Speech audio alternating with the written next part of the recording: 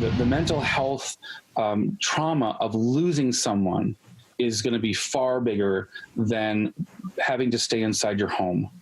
And we can deal with the home one. As 2020 comes to a close, Rabbi Lisa Grushcow, Imam Adil, Ahmad, and Pastor Darryl Macdonald share their thoughts on how they have had to pivot due to the pandemic, lessons learned, and how they hope to do some things differently in the new year. We as religious communities have all kinds of extra motivations to go above and beyond whatever the regulations may be, right? We serve, many of us, many vulnerable people, including an aging community.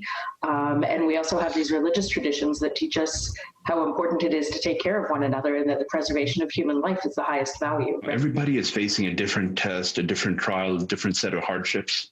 So, the least that we can do to each other is, be kind, be good. What was your biggest takeaway of 2020? I think I can't have just one. I think that the two takeaways I would have is that on the one hand, there's been tremendous vulnerability and loss and fault lines exposed in society. And on the other hand, there's been tremendous resilience and an ability for people to support one another and come together. And so there have been horrible things and there have been hopeful things in this year.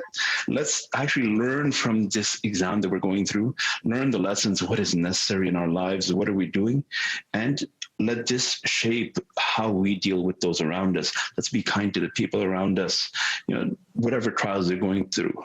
Let them, we might not see it, but feel for them, be good with them. We've had more folks showing up to our regular services online than we would have had in person. Certainly, this time of year, our snowbirds aren't going south. And I think that as much as we're acutely aware that it's second best to being with each other in person, there's this real commitment to keeping one another safe and to gathering in any and every way that we can and finding the beauty that we can find.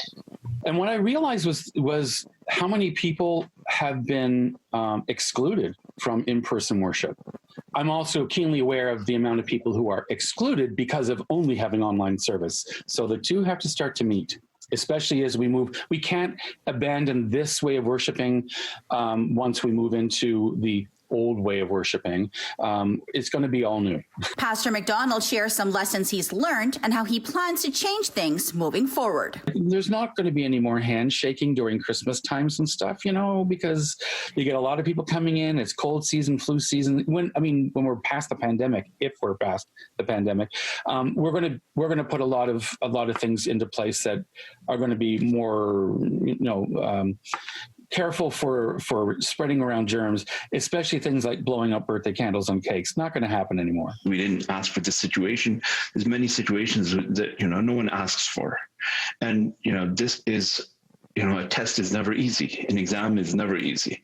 But through this exam, it brings someone up to the next level. And our role as human beings is to make meaning and to figure out what we can take from it and how do we go forward? How do we live more lightly on the earth? How do we spend more time with our family? How do we look out more for the people who are vulnerable, right? And so my hope is that when we emerge from this, that we do so in a way that's just wiser. In Montreal, Fariha Naqvi-Mohamed, City News.